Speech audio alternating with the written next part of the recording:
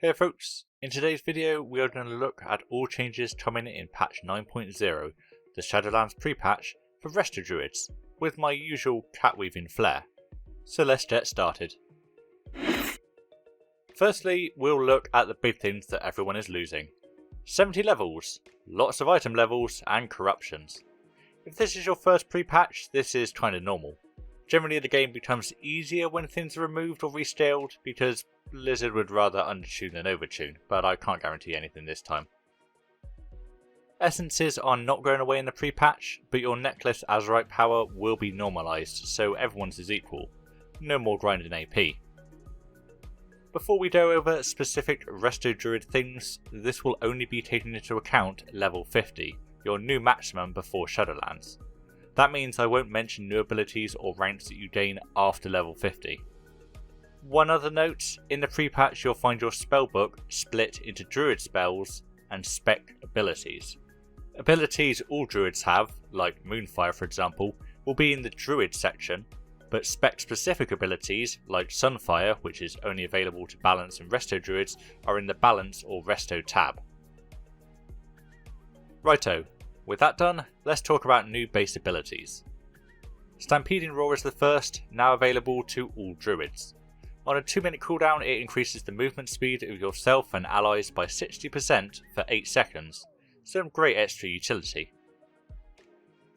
Cyclone is next. This former PvP talent is a CC that prevents the target from being healed or damaged, or doing anything really, for 6 seconds. It is more for PvP, but may have niche uses in PvE. Ferocious Bite, the combo point spender for Feral, is now available to all, no longer bound to Feral Affinity talent, and the same is true for Iron Fur, no longer being bound to the Guardian Affinity talent. You can finally spend the resources in these forms without needing the affinity. Now, onto changes of our non-talent abilities. I won't be covering coefficient numerical changes here, we're just looking at major changes to abilities. Swiftmend is the first and the most notable change of all. It now requires either regrowth, rejuvenation or wild growth on the target, and it will consume the hot when it heals. It will always take the weakest hot to consume. Its cooldown however has been reduced down to 15 seconds. If you are like me and often use Swiftmend to buy times before you apply hots after leaving cat form, you'll need to be aware that you need to change your order now and react earlier. Iron Bark now has a cooldown of 90 seconds up from 60 seconds. It was very stronger before, and at level 60 it will be stronger when you activate it, it's just going to have a lower potential uptime now. Now for talents, both new, removed and changed. On row 1, the level 15 row, Prosperity has been removed. This was the Swiftmend buffing one, and it's now been replaced with Nourish, a 2-second heal that receives triple bonus from Mastery, that is how many hots are on a target. On row 3, the level 30 row, each of the affinities has had a CC option added to its list of abilities. Balance gets Typhoon, Feral gets Maim, that's a single target damage and stun, and Guardian gets Incapacitating Roar and AoE Disorientate. Balance affinity also gains the new Eclipse mechanic. Using either Starfire or Wrath twice in a row will increase the power of the other by 10 seconds, with Star Surge increasing this effect. But you cannot trigger the same Eclipse twice in a row, you need to alternate between them. Feral Affinity, meanwhile, has had its bonus energy regeneration decreased from 45% to 35%. I would still stick with Feral Affinity here though.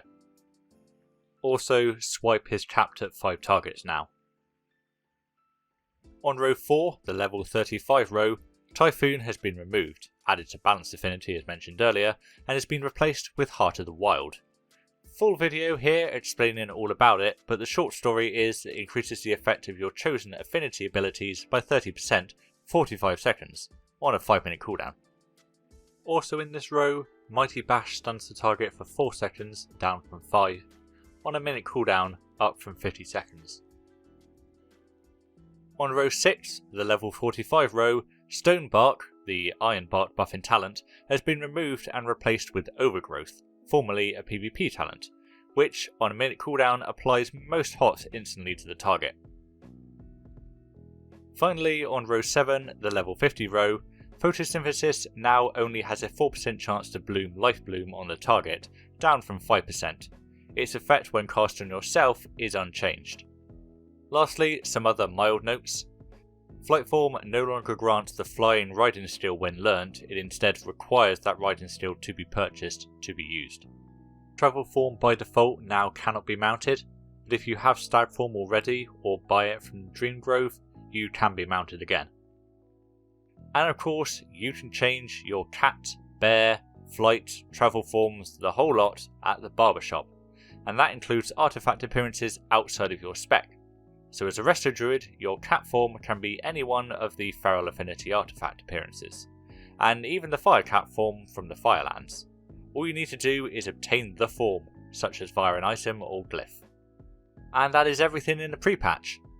As you level up in the Shadowlands, you'll acquire new ranks for Innovate, Regrowth, Entangling Roots, Iron Bark, and finally the Nature Swiftness spell. But for the pre-patch, that's all, at least for Resto Druids. Before I go though, just to let you know that I will be moving over to streaming Saturdays on YouTube, maybe some other days. Gonna do some Druid leveling challenges in the pre-patch before Shadowlands itself. For now though, thanks for watching.